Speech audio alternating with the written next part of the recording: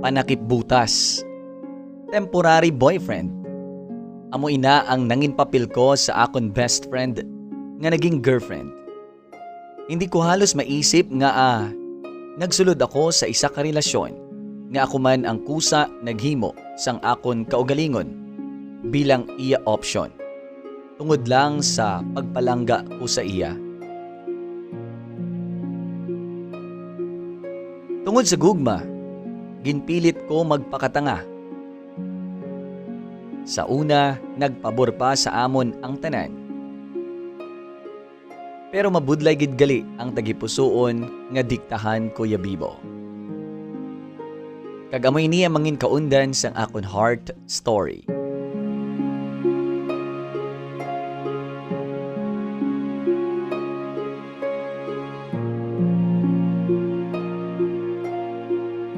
Kuya Bibo, tawga ako kay CJ. Inisyal lang ina kay para matago ko man ang akon nga matuod-tuod nga pagkatao. Medyo huya ako tani man, pero gusto ko man ka-testing padala. Base pa lang may makuha man ta nga sabat sa palaligban ko. Temporaryo ako nga nag-board diri sa syudad, pero tumandok gid ako sang mina. Nag-obra ako Kuya Bibo pero hindi ko na lang man pag-ihambal Mahambal ko nga sa subong ang akon love life madugo. Kuya Bibs, akon man ini matuod gin gusto. Tag-abi ko, mapanindugan ko. Pero kabudlay gali kung waay sang maayo nga pundasyon ang isa ka relasyon. Kabalo ka, daw angay nga sugal ining akon ginsudlan. Gintaya ko ang akon kaugalingon para sa tawo nga naluyagan ko gid sang lubos. Kag nagaaspirar ako nga kuntani nga matun-an niya man ako nga palanggaon.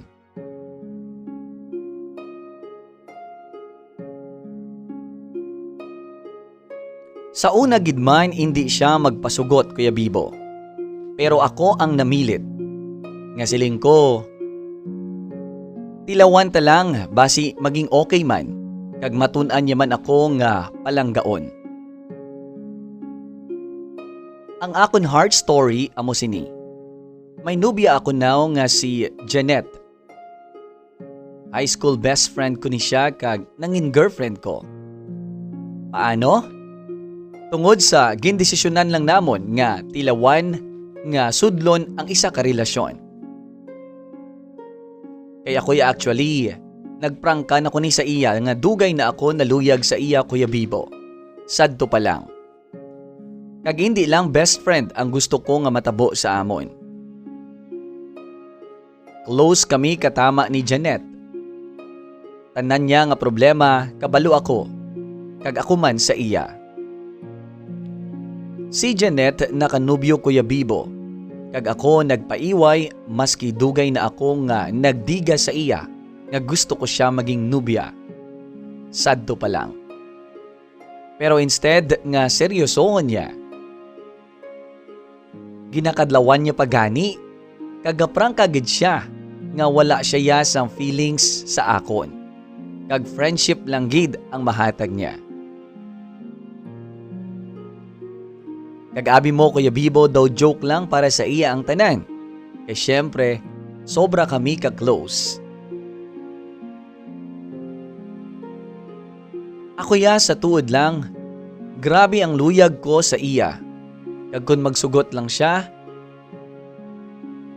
ako naguro ang pinakamaswerte nga lalaki.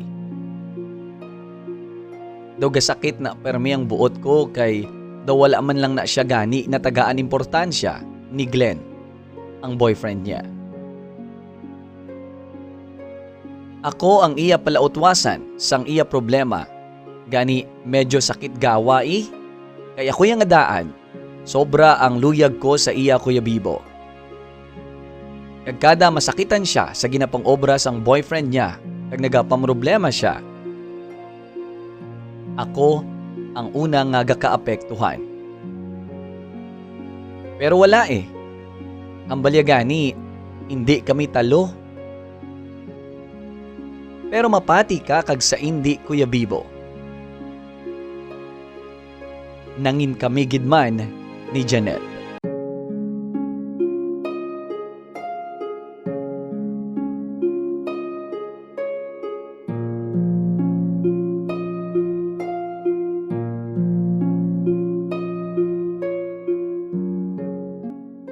Oo, nagsulod kami ni Janet sa mahambal mong ginhungod nga relasyon. Paano nga ginhungod? Kayang natabo, broken-hearted kadama sadto si Janet sa iya ay pulos nga boyfriend. Kag-ara ako permi nga madalaganan niya. In short, ang nangin papel ko, best friend nga patayluyag sa iya, nga willing mamati isang mga kasakit sang buot niya, tungod sa nangindulaan kag wala pulos niya nga boyfriend. Permi siya sadto masubo, Kuya Bibo. Depressed tungod broken-hearted kadama. Kag sa sigi-sigi kuman nga pag-unong sa iya kabiguan, nagadugang pagid ang kagustuhan ko nga mangin kami. Kag Kuya Bibo, gina-offer ko ang akon self. Nga tagaan niya ako sa chance nga palanggaon man siya, kag gihatag ko ang tanan-tanan nga nangin kakulangan sang ex-boyfriend niya. Pero syempre, Kuya Bibo, pareho lang gihapon ang naging sabat niya. Hindi kami talo. Kag wala gid siya may nabatyagan para sa akon. Kag sadto nga time, siguro space ang kinahanglan niya. Pero ako, willing gid, Kuya Bibo, nga magsulod kami sa relasyon. Nga maski ako lang ang gapalangga sa iya, batunon ko. Kay tungod nagapati ako nga matun-an niya man sa gihapon ako nga palanggaon. Kag siguro, sa sigi-sigi ko nga pangulit kay Janet, kag nakita niya man siguro kung ano ako ka sincero sa iya, nagsugot siya sa gusto ko matabo. Sa una, awkward, kay ti wala man sing pangaluyagay nga natabo. Basta, ang nabalaan ng namon, amo na nga kami na. Medyo challenging ang amon pag-start hasta nga nakita ko man nga amat-amat na namon nga daw na panindugan ang amon ginsulod nga relasyon. Kung ano ang ulubrahon sa magnobyuhanay, mahimo man namon. Kag nakita ko nga nagapakita man si Janet sang iya kagustuhan nga ako kag siya na ang magkarelasyon. Kag nagahatag naman siya sang oras sa akon. Kag mahambal mo nga daw boyfriend naman ang kabig niya sa akon. Balaan mo, Kuya Bibo, lain niya ang amon treatment sang tropa o best friend pa lang kami. Mahambal ko nga daw kaseryoso na sa amon nga duha, sang nangin kami na. Inabala nga daw waay na ang kakulitan nga pang tropa-tropa lang. Siguro, mahambal ko nga pareho kami nga duha nga nag-a-adjust sa ginsulod namon nga relationship. Sa una, mahambal ko nga daw kapilit gidya sang tanan sa amon. Pero samtang nagalakat ang inadlaw, hasta nabulanan, Kuya Bibo, daw nag-smooth naman ang tanan sa amon. Abi ko, amo na ato ang panugod sang amon kaayuhan. Kay gali, hindi mo basta-basta matudluan, kag madiktahan ang tagipusuon, na una pa lang, wala na sang ginabatyag patuhoy sa imo. Nagapati ako nga there is no harm in trying, for as long as mangin maisog ka lang magatubang sa mga konsekwensya sini. Gani, maski ako lang sa una ang may gusto sini, ginpilit ko ini nga panindugan.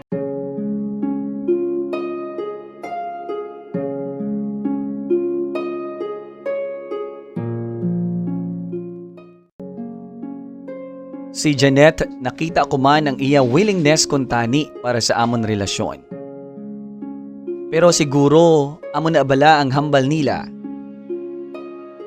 nga hindi amo na kahapos nga diktahan ang imo balatyagon, Kuya Bibo. Nagdangat man sa 8 ka bulan nga nangin kami ni Janet.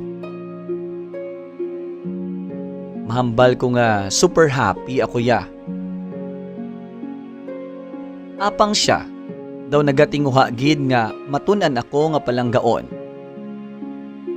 Kag na-appreciate ko gid ina. Hasta nga nag-abot ang wala ko ginalauman. Nagbalik sa kabuhi namon ang iya nga ex nga si Glenn.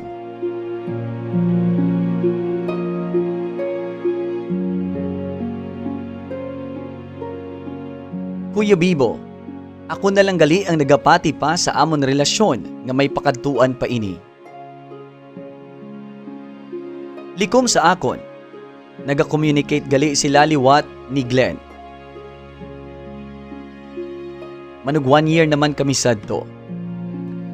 Kag didto ko na angot-angot ang tanan. Nga amo na gali nga medyo cold si Janet sa amon relasyon. Daw permi na siya nagapainit sa akon. Kag mahambal ko nga nagaamat-amat na dula ang gana niya sa akon kag sa ginsudlan namon nga relasyon. Kag Kuya Bibo, since naging kami, never pa ina siya nga nakasukmat sa akon. Nga akon man kagustuhan kuno ang tanan sa amon. Kag ginabalik-balik niya ina halos adlaw-adlaw nga tanan. Ginapamukha niya sa akon nga kuno, hindi ko siya mabasol. Kay ako lang ang may gusto sini. Una pa lang nga wala siya kuno luyag sa akon. Kag hindi kuno ina likom sa akon tanan.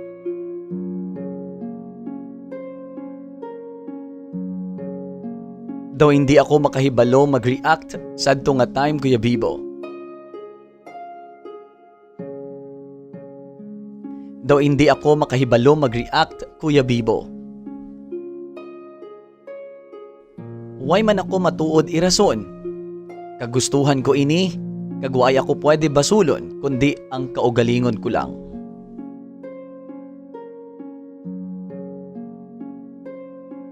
Sa amo to gali nga time, likom niya na ako nga ginatraidor. Ang tawo nga nagpahibi kag nagpasakit sa iya before. Ginpasugtan niya liwat basta-basta lang nga makabalik sa kabuhi niya.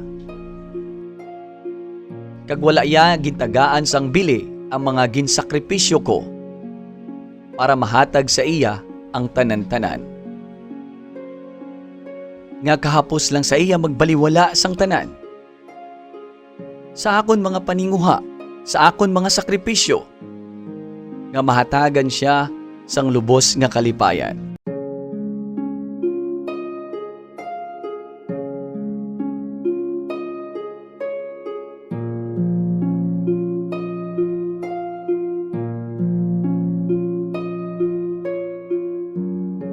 Ang wala ko gina-ekspektar nga pagbalik sang ex niya, amo ang makaguba sa amon sang amat-amat. Nadakpan ko siya, Kuya Bibo, nga hindi lang basta-basta nga nag-communicate sila, kundi may ara sila sang relasyon sang iya ex nga si Glenn.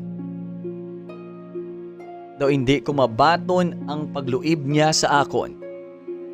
Daw gina-torture ako sa mga nabasahan ko sa cellphone niya, Kuya Bibo. Nga kapila na gali sila nagatabo-tabo sang ex niya kag may ginaobra sila nga kamalamalahan.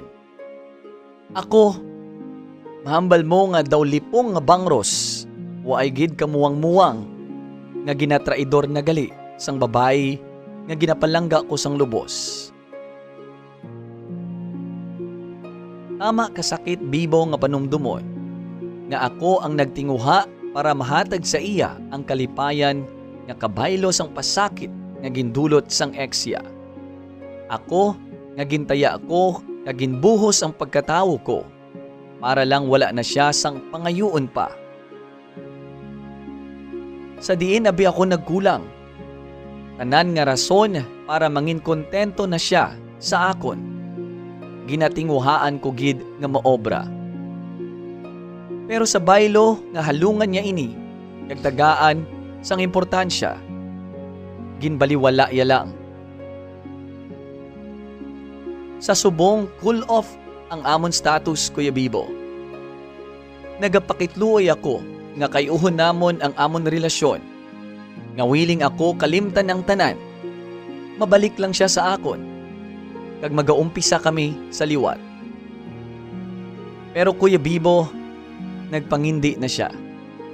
Nga kuno, mapatawhay na lang kami kag mangita na lang ako kuno sang iban nga babae. Mas palangga niya kuno ang iya ex. Amo na nga nahimo niya nga talikdan ako. Gani hindi siya kahatag sang assurance nga ako ang pilion niya. Kuya Bibo, ano ang maayo ko nga himuon? Hasta subong, daw ay kalinong ang akon nga pensar.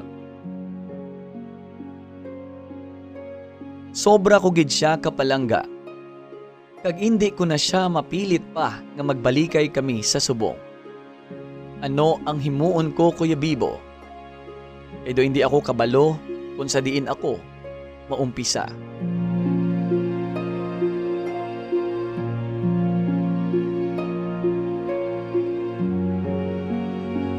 Kasubo matuod sang imo ginatubang subong CJ. Kabudlay no? Kay panakitbutas ka lang. Kagkabalo kasi na. Because imo ini kagustuhan. Ikaw ang nag-allow sini nga matabo. Kaginsakto siya. Hindi mo man siya tuod mabasol. Kay choice mo ini tanan. Idea mo ini. Kag sa paglaom tani nga maayo ang pakadtuan. Kaso, CJ, wala nag-ayon sa imo ang kagustuhan naman sang kapalaran. Batunon mo nga may mga bagay nga hindi gid pwede ipilit. Nga kung hindi para sa imo, hindi gid na siya matabo. Daw kahalimbawa nga nagsugal ka, amo ining natabo sa imo, no? Gintaya mo tanan. Sa sugal nga ina, nga ginpatihan mo, madaog ka. Pero pierde ka. Ubos gid tanan nga pinundar mo, nga gintaya mo para sa relasyon. Tanan ni mga ginkapital mo. Kag sa tawo nga ina nga handom mo kuntani makaupod tubtubsan o. Sa subong, ginapamuka na sa imo ang realidad nga kinahanglan mo pangisugan batunon. Realidad nga hindi ikaw ang iya gusto. The only choice is to accept it and to set her free. Amo ina ang naked truth sa sitwasyon mo subong CJ. Kamatuuran nga masakit apang kinahanglan mo gid nga batunon. May duha ka options nga mahatag ako sa imo subong CJ. Ipilit mo ang isa ka relasyon nga wala na sang chance nga mag-work pa. Or batunon mo amat-amat kag hilwayon ang self mo sa mga kasakitan nga ginatugas ini. Well, at the end of the day, CJ, ang imo choice ang masunod. Ikaw lang ang makadesisyon sinitanan. Kag igabilin ko na ina sa imo. Pero para sa akon, kung ako ang pamangkuton mo, it might help you. Choose to free yourself for you to start fixing your troubled heart. Para kung mag-abot ang time nga magigugma kaliwat, ready na ang imo heart. Kay man CJ, healed na ini from all the pains you've gone through. Well, amo ini ang pinsaron mo CJ, kag patihan mo subong. Magaabot gid ang adlaw. God will grant your heart's desire. You will find the perfect time for love with the right one.